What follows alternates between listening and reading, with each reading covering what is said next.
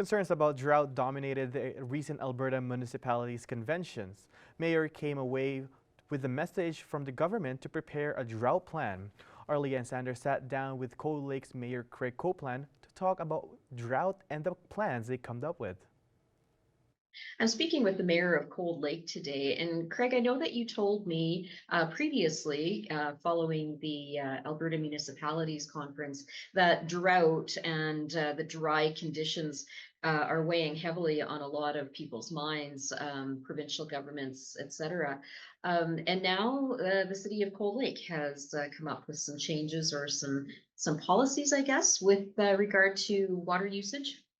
Yeah, what we introduced was at corporate priorities was sort of a set of standard or measuring sticks. The city is really blessed with a big body of water, so we're not really worried in terms of drinking water or water supply. We're really not worried with this whole drought condition. We're not like a lot of the southern communities that are drawing from a creek, a river, where their head pressure has gone way down.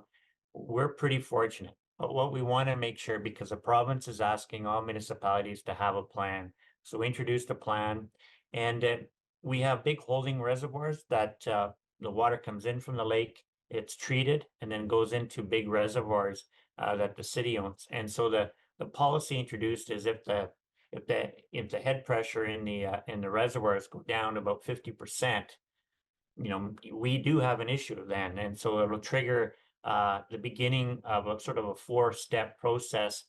We won't cut people off water. What we're doing is introducing simple things like you can't water your lawn maybe once a week or during a certain beginning in the morning or late in the evening type of things. So little different measuring sticks as we get impacted in Cold Lake. But nobody in the city has to be worried in terms of we're not going to have water in our lake. We're fortunate. We've got a big basin. We're drawing from 100 feet down in the lake. So we're not going to be infected that way. Now, the shoreline around Cold Lake, people are going to notice this year, the lake is down a lot and probably near the lowest I've ever seen it. And I've been living here since 85. That'll be more of a concern for the people that have boat launches or boat lifts, sorry, along the lake or the marina itself, the boat launches. That is more of a different story than, say, the drinking water. Right. At the marina level, is there a way that you guys measure, the levels there other than just, visually? Well, everybody uses the boards on the marina. Actually, it's funny. I mean, it's not much technology, but the inside the marina is the old boards that go along horizontally in the marina, and you can sort of say, "Hey, well, the water's down to the fifth board." But everybody knew the marina last year was getting low.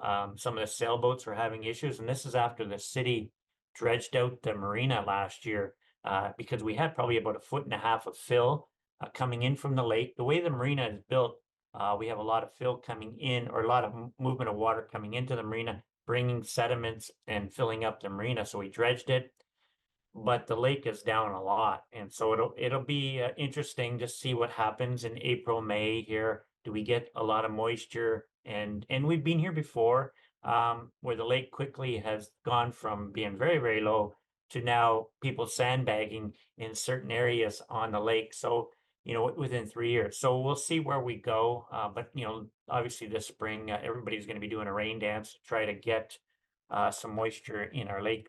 How the water comes into Cold Lake is interesting. It comes from the far north up in the Primrose Lake area, and we have a river that comes from Primrose Lake to Cold Lake, and that sort of fills up the lake in a big way. So we need the moisture from way up north to come into down into our system, and then our water actually leaves on the east side of the lake and goes into Saskatchewan. Yeah. I know earlier this spring, and I think we talked about this before, just the alarming things that have been happening in the south. The Pincher Creek area, particularly, is what I had seen. And I can't imagine, that would have to be pretty historic, I think, if it ever happened up here. Oh yeah, I think we're in good standing. When I look at all the communities out there in northeastern Alberta, I think we're pretty good. Lloydminster gets their water from the North Saskatchewan River, so I think the rivers is okay. So I don't. We're very fortunate right now up in our area that we probably won't have any communities that I can think of that are going to have a big water issue. but certainly, man, if some of the pictures in southern Alberta in the old man system, it is 100% different. And the one community of very small people, they paid $1 million a year this past year to truck water, and I think the community was less than 500 people. So it is concerning. So what the minister's doing for environment and protected areas is just sort of putting out to all the municipalities. Everybody got the letter to just let's have a plan. The province is taking this very serious. It's formed up a committee.